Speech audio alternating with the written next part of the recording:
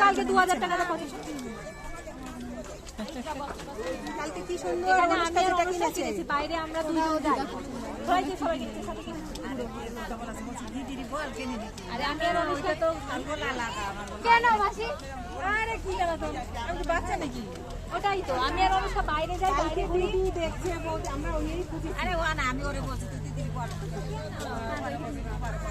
বাবু কো ঠিক আছে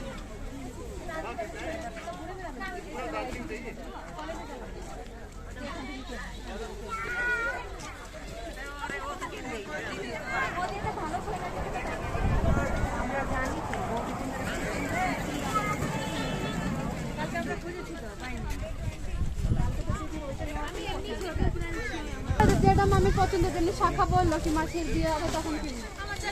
বৌদি এমনি বাজে খরচা করতে চায় না হ্যাঁ ওই জন্য দেখছিল ওই স্টল তুমি কলকাতা থেকে দুটো স্টল একটা দামি না না ওর না